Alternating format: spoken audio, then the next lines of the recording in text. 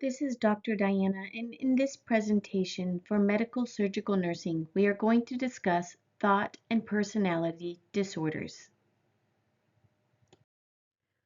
Thought disorders and personality disorders affect how patients think, perceive reality, behave, and interact with others. The most common thought disorder is schizophrenia, which includes psychosis such as hallucinations and delusions. Personality disorders involve long-standing patterns of behavior, not loss of reality, but difficulty functioning in relationships and daily life. As nurses, your role is to provide safe, non-judgmental therapeutic care while managing behaviors that may be challenging. Schizophrenia is the most common thought disorder, and it is a chronic brain disorder that affects how a person thinks, perceives, interprets reality, and interacts with others. The exact cause is not fully known, but research suggests that it involves a combination of genetic factors, neurobiological changes, structural brain abnormalities, and environmental influences. One major theory involves an imbalance in the neurotransmitter dopamine. Higher dopamine activity in certain parts of the brain is linked to positive symptoms, while lower dopamine activity in other areas of the brain is linked to negative symptoms. Other neurotransmitters, including serotonin, norepinephrine, gamma-aminobutyric acid, and glutamate, may also play a role. Structural brain changes have also been identified in some individuals with schizophrenia, including enlarged ventricles and decreased volume in parts of the brain involving thinking, memory, and judgment. In addition, prenatal stressors, poor maternal nutrition, toxin exposure, and later environmental stress may contribute to the development of the disorder in susceptible individuals. Schizophrenia often begins in late adolescence or early adulthood, commonly between 15 and 25 years of age. Many patients also experience cognitive impairment, such as problems with memory, concentration, problem solving, and decision making, which can make independent functioning very difficult. Schizophrenia includes psychosis, especially hallucinations and delusions. Hallucinations are sensory experiences that occur without external stimulus, and delusions are fixed, false beliefs that remain despite evidence to the contrary. These symptoms can be frightening and disruptive for the patient. As nurses, it is important to remember that schizophrenia is a serious medical illness, not a character flaw, and patients need safe, respectful, consistent care. Positive symptoms are called positive not because they are good, but because they are added experiences or behaviors that should not normally be present. These symptoms include hallucinations, delusions, disorganized speech, and loose associations. Hallucinations are false sensory perceptions.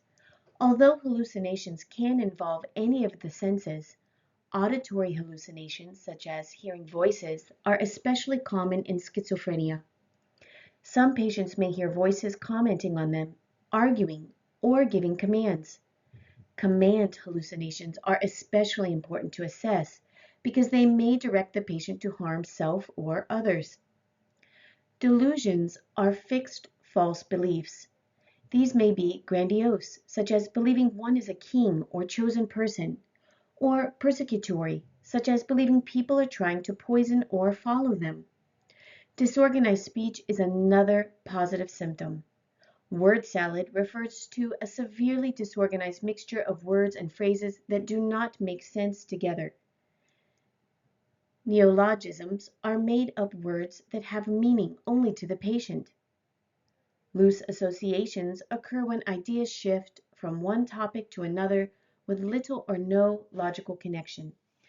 These symptoms can make communication very difficult, so the nurse must respond with calm, simple, and clear language. Positive symptoms are generally more responsive to antipsychotic medications than negative symptoms. Even so, some patients may continue to hear voices, but report that the voices are less intrusive or easier to ignore when medications are effective. Nursing care includes assessing the content of hallucinations and delusions, especially for safety, using therapeutic communication and avoiding arguments about the patient's false beliefs. Negative symptoms are traits, abilities, or normal aspects of functioning that are reduced or lost. These symptoms are often less dramatic than positive symptoms, but they can greatly affect daily life and long-term function. Flat affect means the patient shows very little emotional expression. The face may appear still, the voice may sound monotone, and the patient may not appear to respond emotionally even when discussing important events. Avolition is the lack of motivation, which can make it difficult for the patient to begin or complete even simple tasks, such as bathing, dressing, or eating. Alogia means poverty of speech or thought, so the patient may respond with very brief answers or seem to have little to say. Anhedonia is the inability to feel pleasure, interest, or joy. Activities that once felt enjoyable may no longer seem meaningful. Other related negative symptoms may include apathy, psychomotor slowing, and social withdrawal. Negative symptoms are harder to treat than positive symptoms and may be misunderstood by family members as laziness, stubbornness, or lack of interest. In reality, these symptoms are part of the illness. Nursing care focuses on structure, encouragement, assistance with activities of daily living, social support, and reinforcing small successes. Because these symptoms can interfere with hygiene, nutrition, and medication adherence, they must be taken very seriously. When caring for a patient with schizophrenia, the nurse must keep safety as the first priority, especially when the patient is experiencing active psychosis, severe paranoia, or command hallucinations. Remember, command hallucinations are voices directing the patient to do something, and they may tell the patient to harm self or others. Because of this, the nurse must assess not only whether the patient is hearing voices, but also what the voices are saying and whether the patient feels compelled to obey them. Safety also includes observing for escalating behavior, maintaining adequate personal space, reducing environmental stressors, and ensuring that potentially dangerous objects are not available. Another major priority is reality orientation. This does not mean arguing with the patient or trying to force them to admit that their experience is false. Instead, the nurse calmly states reality while still acknowledging the patient's emotional experience. For example, the nurse may say, "I understand that you hear voices. I do not hear them, but I can see that this is upsetting you." This approach validates the patient's feelings without reinforcing the hallucination or delusion. It is especially important not to argue with the delusion, because arguing often increases defensiveness, anxiety, and mistrust. Therapeutic communication is one of the most important tools the nurse has. Communication should be calm, brief, simple, and direct. Patients who are psychotic may have difficulty processing long explanations, so short statements are more effective. The nurse should focus on feelings and safety rather than on debating beliefs. Statements such as, "I want to help you feel safe," or "Come sit with me for a moment," may help the patient feel supported and grounded. If the patient is actively hallucinating, redirecting attention to a real activity or to staff may reduce the intensity of the hallucination. Medication adherence is also a key nursing priority. Antipsychotic medications are essential for many patients because they reduce positive symptoms such as hallucinations and delusions. However, patients may stop taking medication because of side effects, lack of insight, stigma, or because symptoms improve and they believe the medication is no longer needed. Some may also stop because voices or paranoid thoughts tell them the medication is harmful. Nurses help by teaching the purpose of the medication, monitoring for adverse effects, encouraging follow-up care, and supporting the patient in finding practical ways to stay on the treatment plan. A therapeutic alliance is the trusting professional relationship between the nurse and the patient. This relationship is especially important in schizophrenia because many patients struggle with paranoia, fear, social withdrawal, or poor trust in others. Building trust does not happen instantly. It develops gradually through consistency, honesty, calm behavior, and follow through. Patients notice whether staff members do what they say they will do. Even small actions such as returning at the time you promised or greeting the patient respectfully by name help build trust. To form a strong therapeutic alliance, the nurse must be calm, respectful, and non-judgmental. Patients with schizophrenia may say unusual things, behave in ways that seem odd, or have difficulty communicating clearly. The nurse should respond with acceptance and professionalism rather than frustration or ridicule.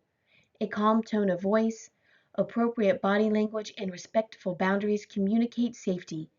It is also important to be culturally aware because behaviors such as eye contact, silence, or personal space may have different meanings in different cultures. The therapeutic alliance is essential for recovery and cooperation because treatment works best when the patient feels emotionally safe enough to engage. Patients are more likely to accept medications, attend groups, report hallucinations honestly, and practice coping strategies when they trust the staff. The therapeutic alliance also supports social skill development and increases self-esteem, especially for patients with negative symptoms who may isolate themselves or have little motivation to interact.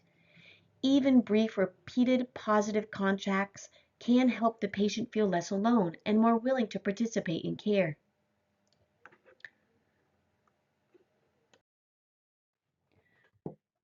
Antipsychotic medications are a major part of treatment for schizophrenia because they are most effective in reducing the positive symptoms of the disorder, such as hallucinations, delusions, and disorganized thinking.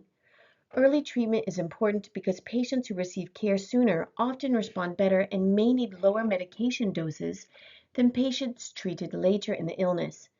Nurses should teach patients and families that these medications do not usually work immediately.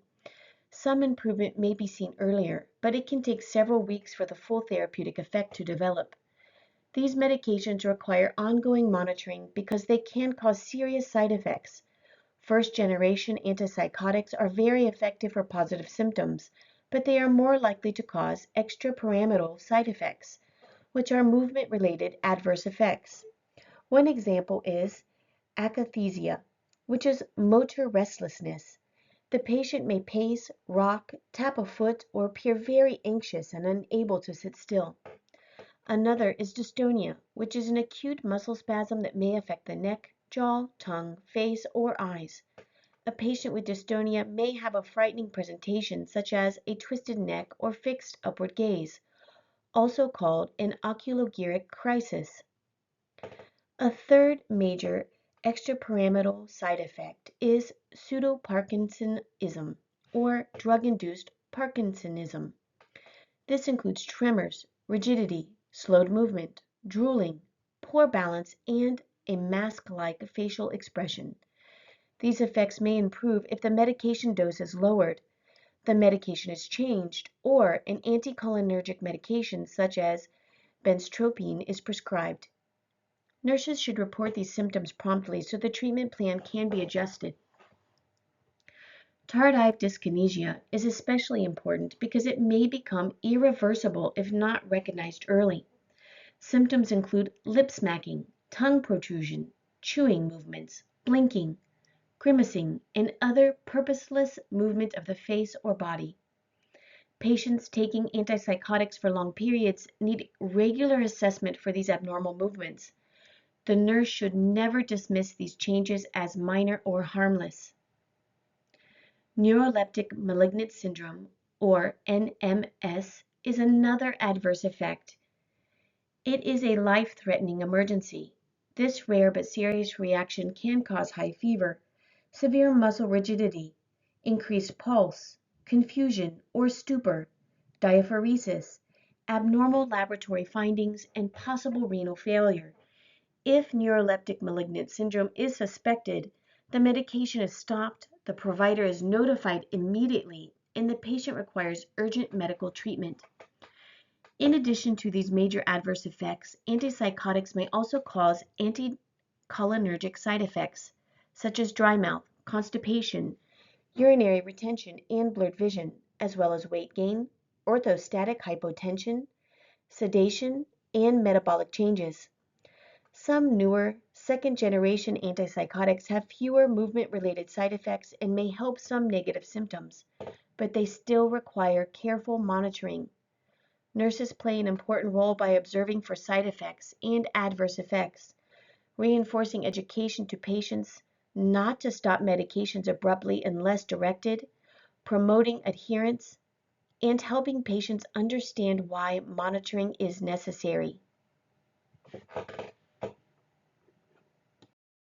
Personality disorders are long-term maladaptive behavior patterns that interfere with healthy relationships, coping, and daily functioning. These are not short-term reactions to stress. Instead, they are deeply ingrained patterns of thinking, feeling, and behaving that tend to remain stable over time unless the person receives treatment and learns healthier coping methods.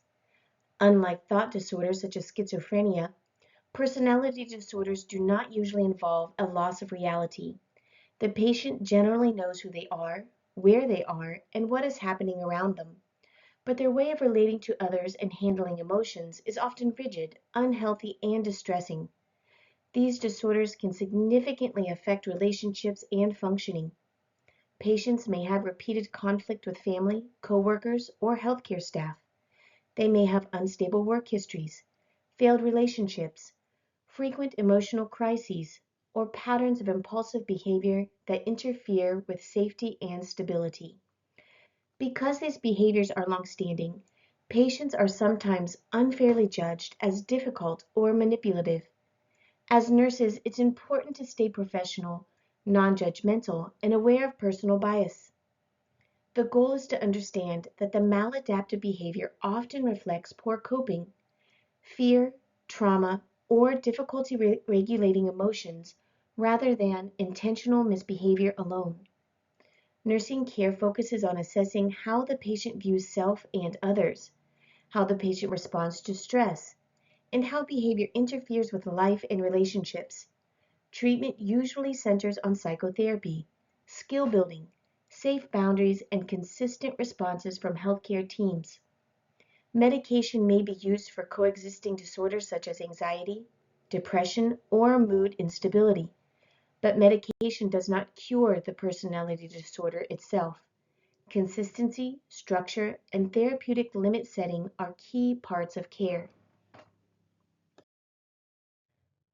Borderline personality disorder is characterized by emotional instability, impulsivity, disturbed self-image, and intense difficulty in relationships. One of the most important features is fear of abandonment, whether that abandonment is real or only perceived. Because of this, patients may become extremely distressed when they feel ignored, rejected, or left alone. They may quickly form intense attachments to staff or others and then react strongly when their needs are not immediately met.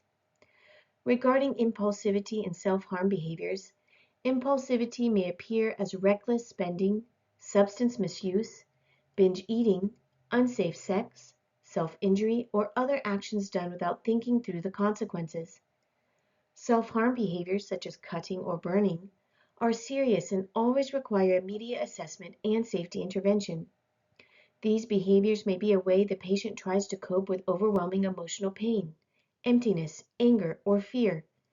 Emotional instability is also central to this disorder. The patient's mood may shift rapidly, and interpersonal relationships may be intense, unstable, and conflict-filled. One important concept in borderline personality disorder is splitting, which is a defense mechanism in which the patient sees people as all good or all bad. For example, one nurse may be idealized as wonderful, while another is suddenly viewed as uncaring or cruel. This is one reason why clear, consistent limits are so important. All staff members should respond in a similar way so the patient is not able to divide the team or receive missed messages. Limit setting should be calm, respectful, and consistent. The goal is not punishment. The goal is to help the patient develop healthier boundaries and safer ways to get needs met. Treatment usually involves long-term psychotherapy, especially dialectical behavior therapy or DBT, which helps the patient build mindfulness, emotional regulation, distress tolerance, and interpersonal effectiveness. Patients may also benefit from group therapy, family therapy, and a structured environment. There is no specific medication that cures borderline personality disorder, but medications may be used to treat associated symptoms or coexisting conditions.